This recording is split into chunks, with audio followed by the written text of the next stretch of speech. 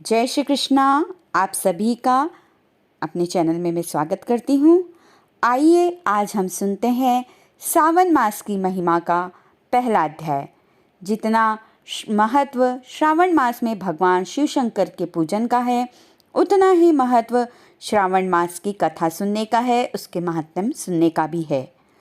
इसलिए आपको हमारे चैनल पर श्रावण मास महात्म्य का रोजाना हर दिन का अध्याय सुबह मिल जाएगा, जिसके साथ ही आप अपने पूजन संपन्न करने के साथ ही श्रावण मास के महात्म्य को सुन सकते हैं।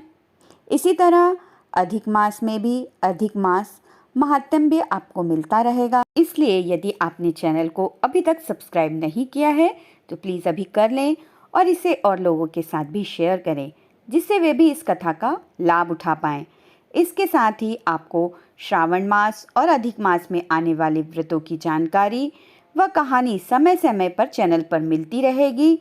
तो चलिए सुनते हैं श्रावण मास कथा का पहला अध्याय।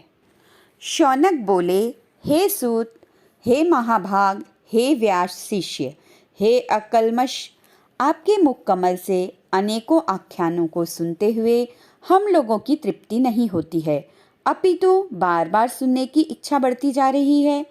तुला राशि में स्थित सूर्य में कार्तिक मास का महात्म्य, मकर राशि में माघ मास का महात्म्य और मेष राशि में स्थित सूर्य में वैशाख मास का महात्म्य और उसके साथ उन मासों के भी जो धर्म हैं उन्हें आपने भली भांति कह दिया।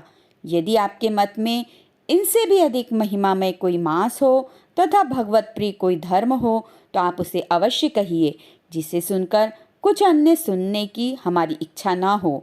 वक्ता को श्रद्धालु श्रोता के समक्ष कुछ भी छिपाना नहीं चाहिए। सूत जी बोले, हे मुनियों, आप सभी लोग सुने। मैं आप लोगों के वाक्य गौरव से अत्यंत संतुष्ट हूँ। आप लोगों के समक्ष मेरे लिए कुछ भी गोपनीय नहीं है। दंभ रहित होना, आसिकता, शठता का परित्याग, उत्तम भक्ति, सुनने की इच्छा, विनम्रता, ब्राह्मणों के प्रति भक्ति परायणता, सुशीलता, मन की स्थिरता, पवित्रता, तपस्विता और अनुसूया, ये श्रोता के 12 गुण बताए गए हैं। ये सभी आप लोगों में विद्यमान हैं, अतः मैं आप लोगों पर प्रसन्न होकर उस तत्व का वर्णन करता हूँ। एक समय प्रतिभाशाली सनत कुमार ने धर्म को जानने की इच्छा से परम भक्ति से युक्त होकर विनम्रता पूर्वक ईश्वर भगवान शिव से पूछा। सनत कुमार बोले, योनियों के द्वारा आराधनीय चरण कमल वाले हे देव, हे महाभाग, हमने आपसे अनेक व्रतों तथा बहुत प्रकार के धर्मों का श्रवण किया, फिर भी हम लोगों के मन में सुनने की अभिलाषा है। 12 मासों में जो मास सबसे श्रेष्ठ, आपकी अत्यंत प्रीति कराने वाला, सभी कर्मों की सिद्धि देने वाला हो और अन्य मास में किया गया कर्म यदि इस मास में किया जाए तो वह अनंत फल प्रदान करने वाला हो। हे देव, उस मास को बताने की कृपा कीजिए, साथ ही लोकानुग्रह की कामना से उस मास के सभी धर्मों का वर्णन कीजिए। ईश्वर बोले, हे सनत कुमार, मैं अत्यंत गोपनीय भी आपको बताऊंगा। हे सुव्रत, हे विधि नंदन, मैं आपकी श्रवणेक्षा तथा भक्ति से प्रसन्न हूँ। 12 मासों में श्रावण मास मुझे अत्यंत प्रिय है। इसका महात्म्य सुनने योग्य है, अतः इसे श्रावण कहा गया है। इस मास में श्रवण नक्षत्र युक्त पूर्णिमा होती है, इस कारण से भी इसे श्रावण कहा गया है।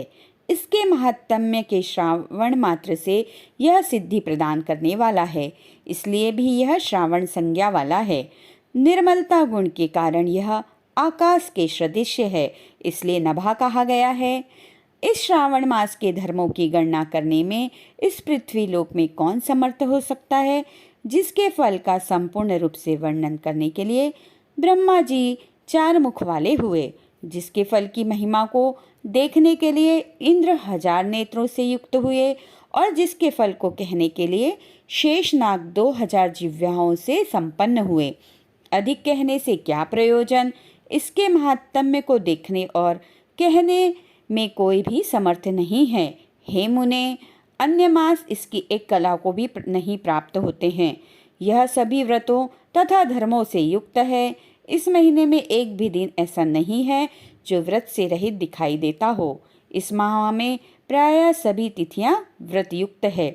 इसके महात्म्य के संदर्भ में मैंने जो कहा है वह केवल प्रशंसा मात्र नहीं है।